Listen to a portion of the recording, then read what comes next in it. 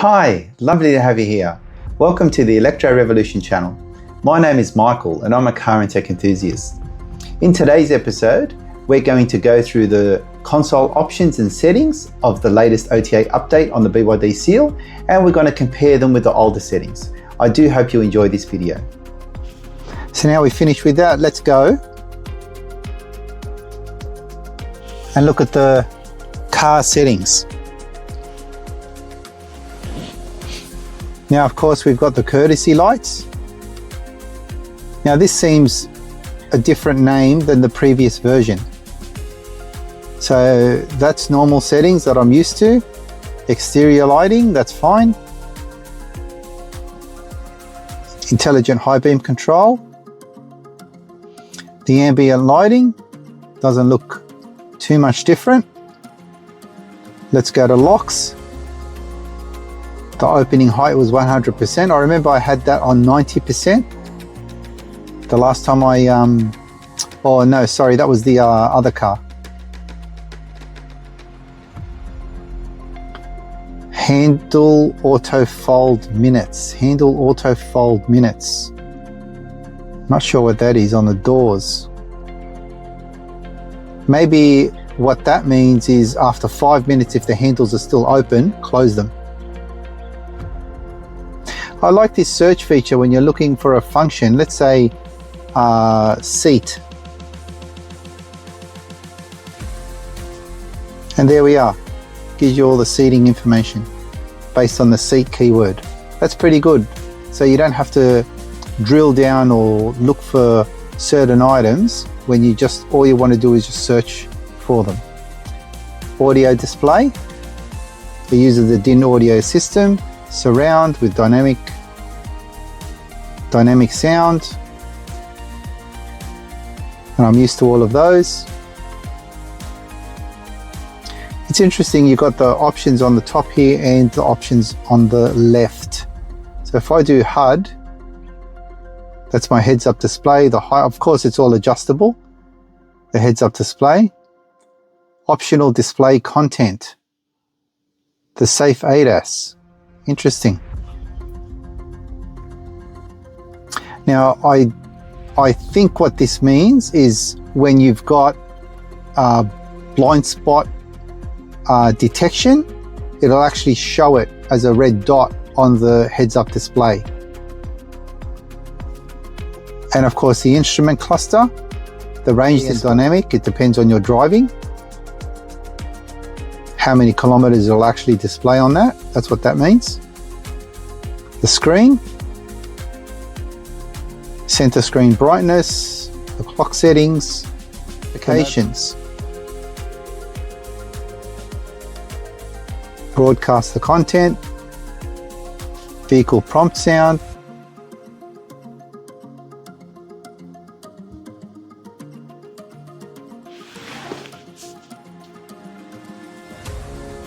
that's on the broadcast part here. Not sure why that doesn't play.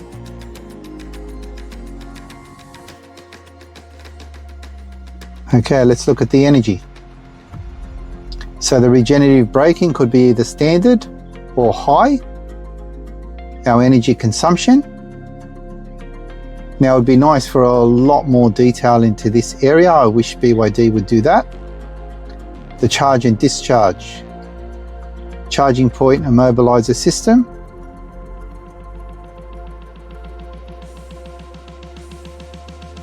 And of course the smart charging.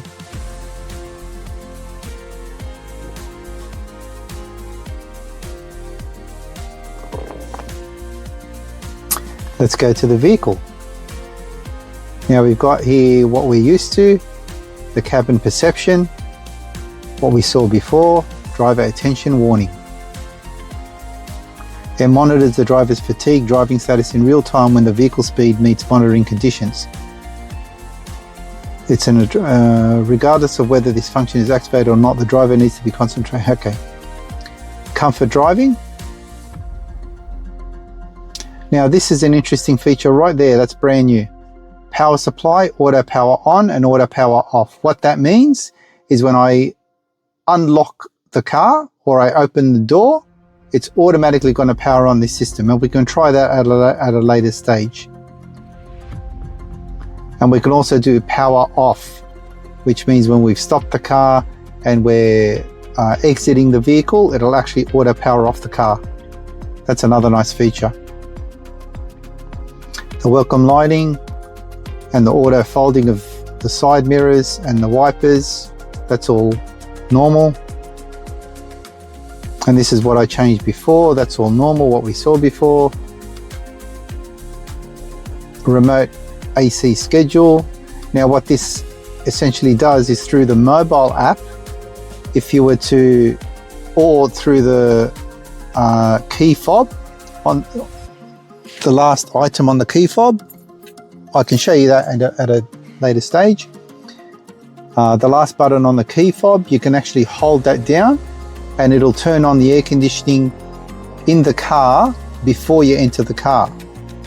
So that's for a period of 10 minutes. And I use this especially when I'm exercising or I'm at the gym. You know, you can easily work up a sweat, and I turn the car on as I know I'm close to leaving the gym. So when I enter the car, I've not only got the ventilated seats, I've also got a nice cool car. And of course the automatic purification, if it detects any foreign smells or matter or anything that is within the cabin, it'll actually auto purify the cabin for a period of about 2 minutes. This is a really good function because it uses it, because it does it automatically. And all of these other features we know. So we've got the seat adjustments here, the different positions, that hasn't changed. The ventilated, we've seen that menu before. Oh yeah, and if you look here, that's the air purification system and the settings for it. It's interesting because it remembers the, okay. So let's go for the servicing. It looks the same. Overhaul looks very much the same. The ADAS system, intelligent cruise control is fantastic. We've got here the safety assist.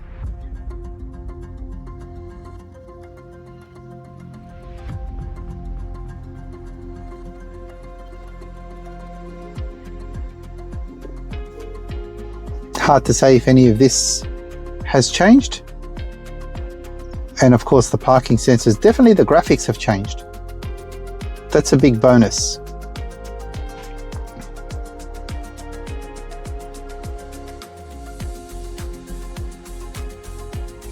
That's still all very similar.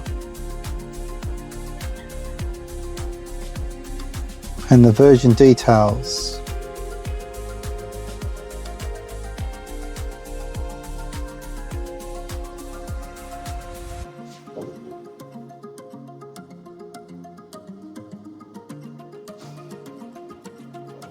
Okay, so I do hope you've enjoyed this video.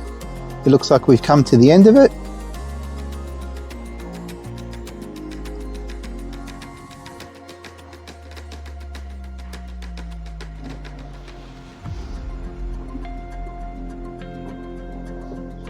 They're nice features that we can use now, and it gives easier functionality, easier maneuverability of this console interface. Now another thing I would say is the instrument cluster.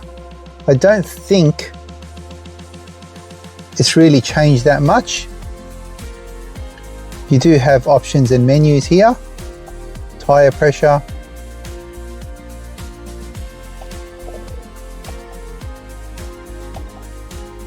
and this of course is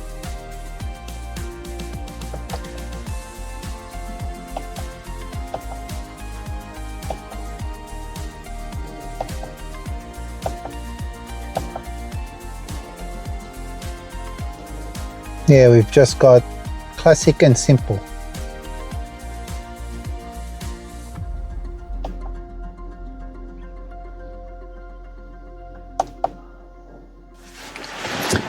Now, just as I was ready to finish up, I did notice I did notice that you can swipe to get all the things that we were looking at. So for example, we could get rid of all of that. This makes the interface quite easy to use, honestly. And let's say we look at the dash cam install, episode 3.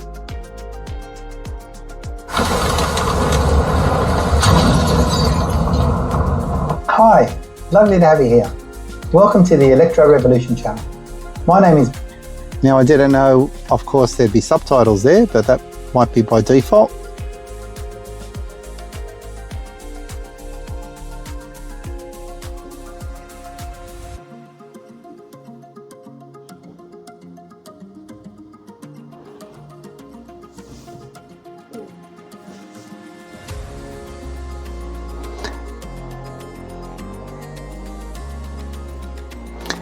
See, it's interesting, it's the swipe up that does it.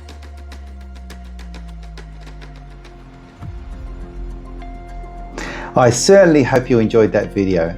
Don't you just love it when you get something for free and it's feature packed and it improves the car?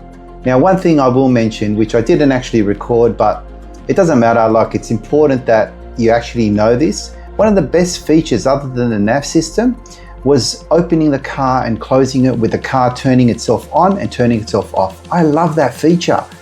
Like before, I would open the car, I'd have to sit in the car, I'd have to press a button, wait for it to turn on, and then I can reverse or I can drive. It's actually a delay for no reason.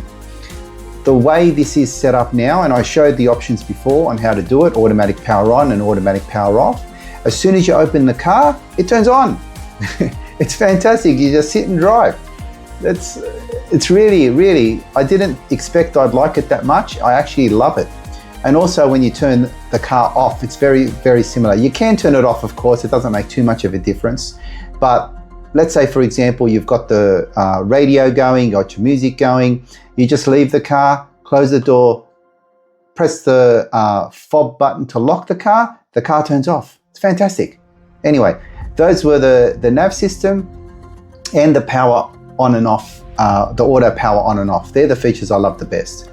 But if you like this video, please give us a thumbs up, subscribe to the channel, share this video, or just leave a comment. It all really helps. I'm glad I really did this series. It's a 7-part series, so it actually took quite a lot of video recording, quite a lot of effort to put it all together. So I really hope you enjoyed it. Until the next time, until the next series, or until the next video, I hope to see you then. Bye for now.